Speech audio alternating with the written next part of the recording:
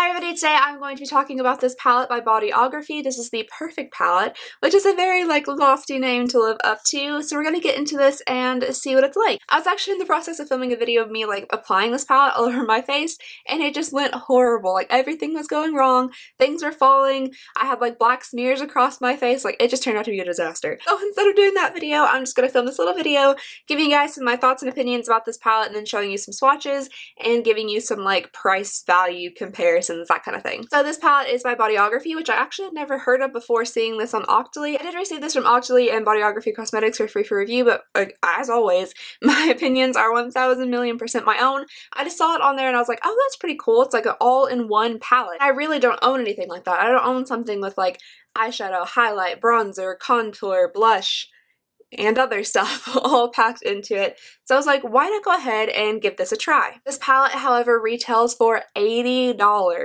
$80. And that's the most expensive palette I've ever touched. But it is supposed to have everything you need pretty much for your whole face right here in this palette. So I guess when you're cost breaking it down, instead of having a $40 eyeshadow palette and a $20 blush or highlighter, whatever it is that you use on your face, everything could come in here. Now that is if you actually like everything in here and everything in here works for you. Just a rough size comparison, here is the Kat Von D Shade and Light palette, and here is the Bodyography palette. They both also feel kind of similar, both at hard cardboardy type packaging. This one is a little bit heavier, however, than this one, even though it is smaller. It has a magnetic closure like this. When you open it up, there is a decent sized mirror. You do get a little brush with it. It's just a little brush like this. It has decently soft bristles, nothing too special. Since this is kind of an all-in-one palette, I wish it was double-ended, maybe this is an eyeshadow brush and on this side you had an angle brush in order to do liner or brows, but unfortunately that's not how it came, so you just have this little brush. Then in here you get 8 pans of product. These are supposed to be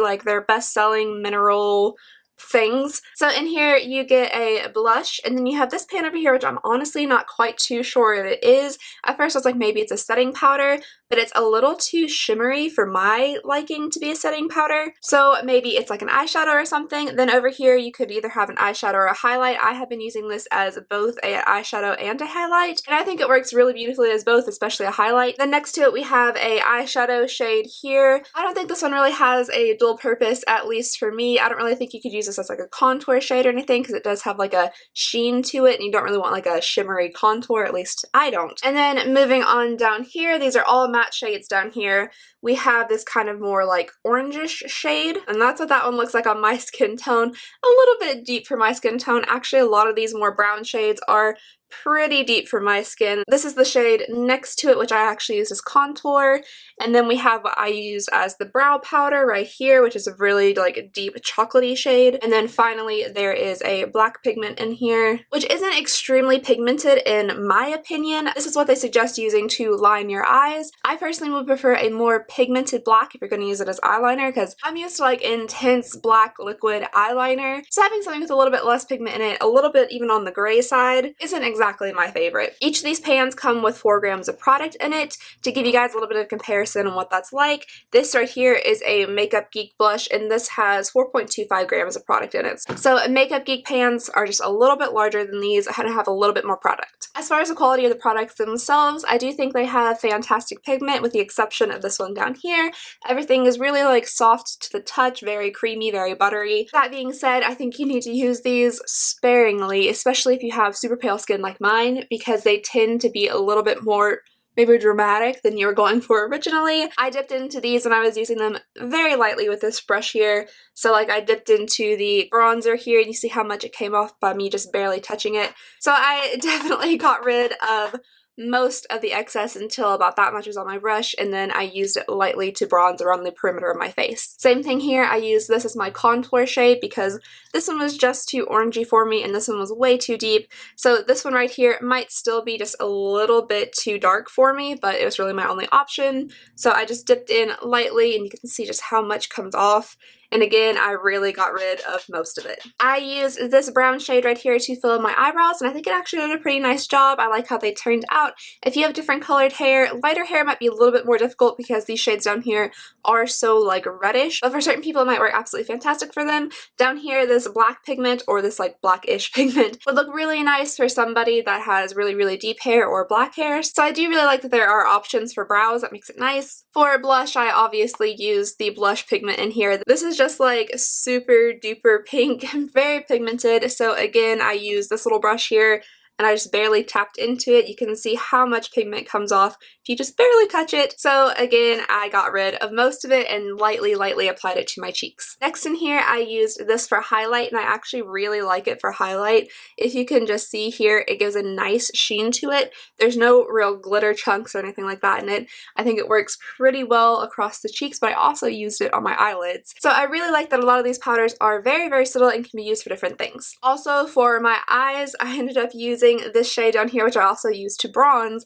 as like kind of a transition color. Then I dipped into a little bit of my brow color and put it into the crease, and then for my lid I used my highlight shade. And then finally I did align my eyes with the black pigment, and I'm not very used to that at all. So I used this little angle brush here, I made it damp, and then I got into the pigment and I really used a lot of it and packed on a lot of it. Out of all of these, this is definitely the least pigmented, so it did take a little bit of building up for me to be able to get the kind of dark wing that I typically use. I did have a little bit of issue with fallout just through here as I was creating the wing, but it wasn't too awfully terrible. I would say that this one is probably best served if you're gonna align your eyes with more of like a smudgy look. I just can't help myself from doing a wing.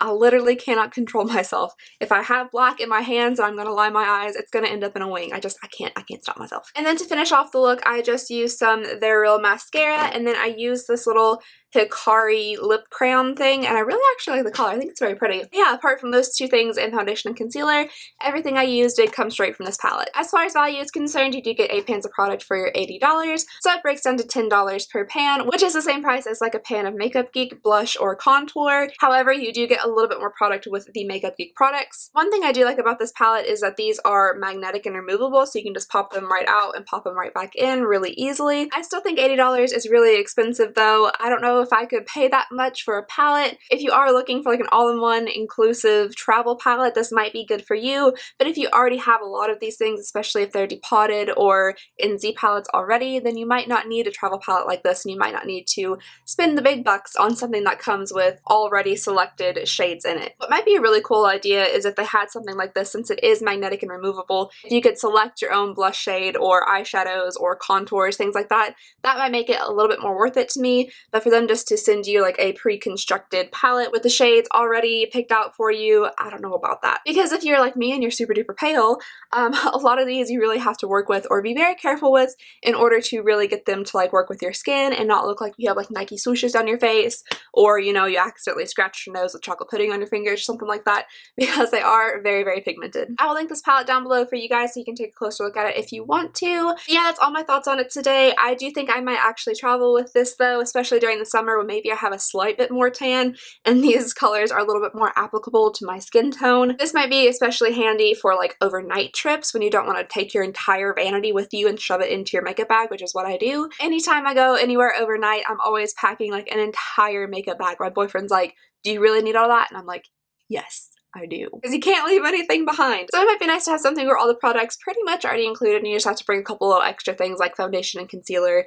and mascara and then a lip color, and then everything else should be already packed in here for you and ready to go. So yeah, that's my entire review for the Perfect palette from Bodyography. Do I think it's absolutely perfect? No. I would love to hear y'all's the Kentucky's coming out. I'd love to hear y'all's opinion about this palette if you've ever experienced it, or Bodyography as a brand if you've ever had anything from them, because this is my first experience with them, and it's a pretty positive one actually. And also just a really quick reminder, I'm sure you guys are so tired of hearing about it, the ColourPop giveaway will be ending tomorrow at like 11:59 p.m. and then we still have the $100 gift card giveaway going on, so make sure you're entered into both of those. Anyway, that's all I have for you guys today. Thank you so very much for watching. Please go ahead and subscribe if you haven't already, and as always, I hope you guys have an absolutely fantastic day, and I will see you next time. Bye!